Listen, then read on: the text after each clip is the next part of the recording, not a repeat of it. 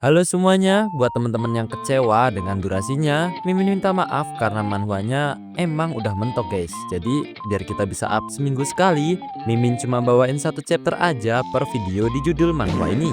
Ya udah, gitu aja sedikit info dari Mimin. Selamat menikmati. Cerita kali ini dilanjutkan dengan Hoseok yang masih menodongkan pistolnya ke arah Jaehyuk. Dalam hati ia tertawa karena melihat Jaehyuk yang membeku hanya karena ia membawa pistol. Ia berpikir kalau ia memilih seseorang yang bagus untuk dimangsa kali ini. Sembari mengangkat tinggi tangannya, Hoseok berpikir kalau pecundang seperti Jaehyuk selalu membuka inventorinya setelah satu pukulan. Sebelum Hoseok memukul Jaehyuk, Korsak muncul dan di saat itu juga malah Hoseok lah yang terkena pukulan keras di kepalanya, membuat Hoseok yang terjatuh terkejut karena ada orang lain selain Jaehyuk. Dan tak lama tubuh Hoseok pun pingsan tersungkur, melihatnya membuat Jaehyuk terkejut dan langsung memuji Korsak dengan wajah cerianya membuat Korsak bingung. Ternyata Jaehyuk terkejut bukan karena ia diselamatkan oleh Korsak, melainkan Korsak yang berhasil membuat Hoseok pingsan tanpa membunuhnya. Jaehyuk khawatir kalau Korsak akan membunuh Hoseok tanpa membaca situasinya lagi seperti preman sampah yang tidak berpikir. Korsak terkejut dan berkata kalau ia tak mungkin melakukan hal seperti itu. Setelahnya Jaehyuk menatap Hoseok yang pingsan sembari berpikir kalau mau bagaimanapun juga Hoseok pastilah seorang item broker. Dijelaskan kalau item broker itu biasanya mencuri item dan membunuh player yang tidak ada bedanya dengan warga sipil di luar tower. Jaehyuk pernah mendengarnya saat ketua tim Jeon yang sedang menjelaskan salah satu keuntungan dari tim elit yaitu proteksi pribadi di luar tower. Karena player sama seperti warga sipil di luar tower. Jaehyuk membayangkan dimana jika ia tidak membangkitkan kemampuan untuk memanggil sesuatu bahkan dari luar tower, ia sungguh akan tidak berdaya dan mati. Sembari melihat Korsak yang sedang bermain dengan pita, Jaehyuk bergumam kalau dirinya menyadari lagi, tapi skill yang ia dapat memang sungguh curang. Setelahnya terdengar perbincangan Korsak dan Jaehyuk dari luar rumah, di mana Korsak yang akan membawa Hoseok keluar dan menaruhnya di sembarang tempat yang jauh, dan Jaehyuk yang tetap kekeh akan melaporkannya ke polisi saja. Kemudian kita diperlihatkan direktur yang terkejut saat mengetahui kalau player Bong Jaehyuk mampir ke toko lagi. Ketua tim Jeon mengkonfirmasi, berkata bahkan ia tak mengetahuinya. Direktur bertanya item apa yang dibeli Jaehyuk dan Jeon kembali menjawab kalau Jaehyuk dilaporkan membeli sebuah perisai kecil. Mendengarnya membuat sang direktur berangan-angan di mana jika Jaehyuk menandatangani kontrak elit, ia akan menandainya dari kepala hingga kaki. Sang direktur kemudian bertanya apakah mereka sudah mengidentifikasi trade milik player Bong Jaehyuk. Sembari kita diperlihatkan konsep Jaehyuk yang mengenakan full armor, ketua tim Jeon menjelaskan kalau dilihat dari apa yang Jaehyuk beli adalah gada dan perisai, mereka menduga kalau Jaehyuk adalah melee tipe. Direktur menjelaskan kalau jika dia melee tipe, bahkan dengan set lengkap alat pelindungan pun tidak akan cukup. Kemudian ketua tim Jeon berkata kalau ia akan membuat beberapa alasan untuk mendapatkan set armor lengkap untuk player Bong Jaehyuk. Namun tiba-tiba di saat itu pula handphonenya berdering. Ia tambah bingung saat mengetahui kalau polisilah yang menelponnya dan meminta waktu sejenak kepada direktur. Segera setelah mengangkat panggilan dari polisi itu, ketua tim Jeon sangat terkejut dengan laporan yang diberikan kepadanya. Tanpa berlama-lama, ia langsung tancap gas ke rumah player Bong Joon-hyuk, menaiki tangga rumahnya dengan cepat sembari berpikir kalau dari awal ia seharusnya memaksa Joo-hyuk menandatangani kontrak elit agar ia tak dilukai orang lain. Kita pun diperlihatkan keadaan di dalam rumah Joo-hyuk, tampak dua polisi yang sudah mengamankan Hoseok. Salah satu polisi berkata kalau Tuan Hoseok telah ditangkap secara darurat karena alasan invasi rumah dan perampokan. Hoseok di situ masih tak terima, kepalanya masih pusing meminta polisi itu untuk menunggu sebentar. Kemudian sembari melihat Joo-hyuk, ia mengada-ngada bilang kalau ia tidak bersalah karena Joo-hyuk lah yang menculik dirinya. Mendengar itu Joo-hyuk yang tak pernah berhadapan dengan polisi, panik dengan gagap ia menjawab kalau Hoseok lah yang masuk ke rumahnya. Mendengarnya pihak polisi meminta pemilik rumah untuk ikut dengan mereka dulu. Mendengar dirinya harus ikut ke kantor polisi membuat Joo-hyuk lemas. Bertanya-tanya apakah dirinya akan masuk penjara. Dimana kalau hal itu terjadi, manhwa ini akan berjudul Panduan Strategi Pecundang di Kehidupan Penjara. Tak lama ketua tim Jeon tiba sembari berteriak meminta mereka untuk tunggu sebentar.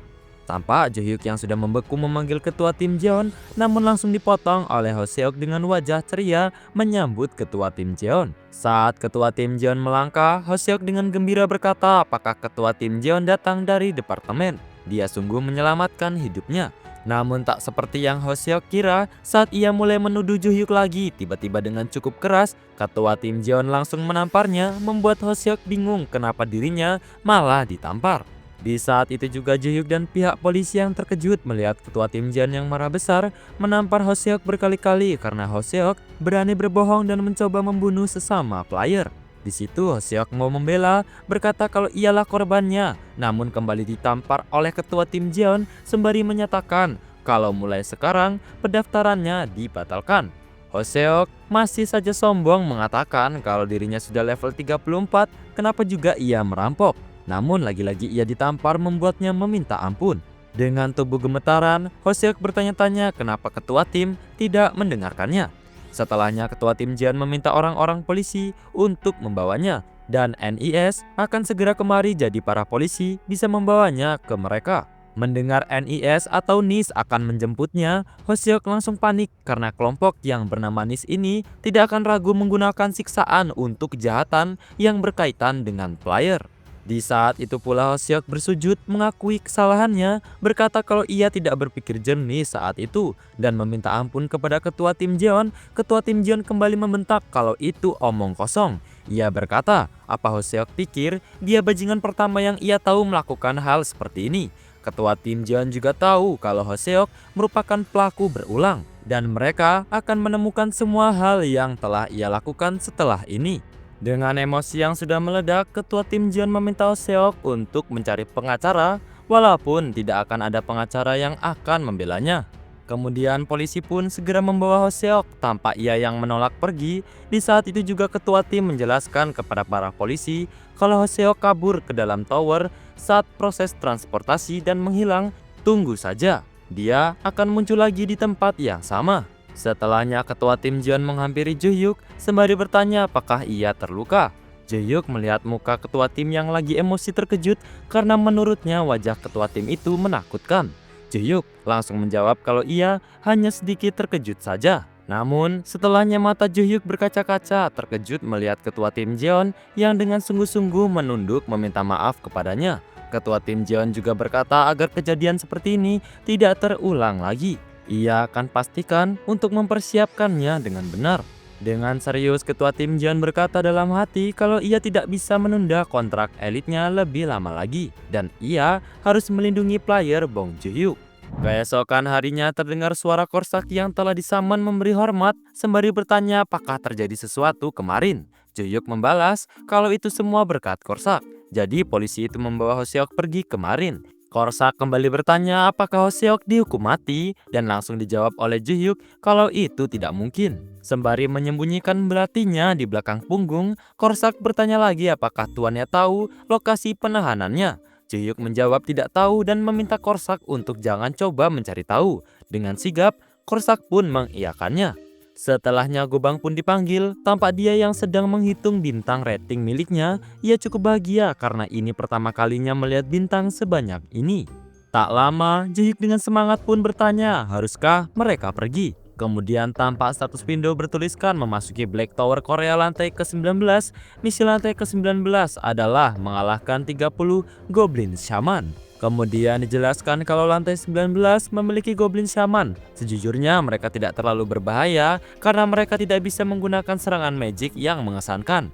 Paling banyak kutukan, pengikat, atau panah api yang lemah. Meski kutukan bisa menjadi sedikit berbahaya, tapi buat apa Jo-hyuk khawatir? Tampak setelah sampai di lantai 19, Gobang langsung menerjang ke kerumunan Goblin Shaman. Para Goblin Shaman tentu saja tidak berdiam diri, mereka langsung melancarkan serangan kutukan andalan mereka. Namun di saat itu juga, Gobang menarik nafas banyak-banyak dan dengan sekali teriakan, serangan kutukan itu pun berhasil diatasi. Melihat Gobang yang mengempaskan kutukannya hanya dengan suara yang dia buat, membuat Jo-hyuk terkejut senang. Di belakang Gobang muncul Korsak yang sudah bersiap. Ia berkata kepada Gobang, mengajaknya untuk menyelesaikan misi ini secepat mungkin. Gobang dan Korsak pun langsung menyerang bersama. Tampak Korsak dengan gerakan indahnya menyayat goblin shaman satu persatu. Dan Gobang dengan satu pukulannya saja sudah bisa menyapu banyak goblin shaman sekaligus. Di belakang Jaehyuk yang terbawa situasi langsung mengeluarkan gada dan perisainya. Namun di saat itu juga muncul status window yang menyatakan kalau Jaehyuk telah menyelesaikan misi lantai ke-19. Hal itu tentu saja membuat Jaehyuk terkejut, membuatnya langsung menoleh ke arah Gobang dan Korsak. Tampak di sana Korsak yang terengah-engah sembari tertawa kecil bertanya apakah tuannya menikmati pertunjukannya. Melihat itu Jaehyuk bergumam apakah Korsak dan Gobang sengaja menyelesaikan secepat mungkin agar ia tidak bisa bertarung. Jaehyuk merasa dibodohi. Tak lama status window kembali muncul memberitahukan kalau Jaehyuk telah mencapai penyelesaian rank S++ untuk Black Tower Korea lantai 19. Hadiah penyelesaian S++ emblem platinum pun diberikan. Di hari berikutnya tampak Jaehyuk yang langsung memasuki Black Tower Korea lantai 20. Di sana, Jaehyuk bersama Gobang dan Korsak bergumam kalau lantai 20 ini adalah lantai yang telah lama ia tunggu. Lantai ini juga disebut penilai talenta karena lantai ini dinilai memiliki tingkat kesulitan yang mengerikan. Sembari menoleh ke belakang, Korsak memperingati tuannya kalau di lantai ini sangatlah berbahaya karena setiap tipe goblin akan muncul di sini. Ada Scout yang menembakkan jarum racun, Tactical Warrior level maksimal, Assassin yang muncul entah dari mana, dan Shaman yang merapal kutukan, serta Hobgoblin yang besar. Sembari mengajak Gobang untuk ikut-ikutan menakut-nakuti Jaehyuk, Korsak berkata kalau ia jadi tuannya, dirinya akan menunggu di tempat yang aman. Gobang pun paham maksud Korsak, lalu membenarkan perkataan Korsak sembari berkata kalau Summoner tidak perlu melakukan apapun karena ia akan membunuh semuanya.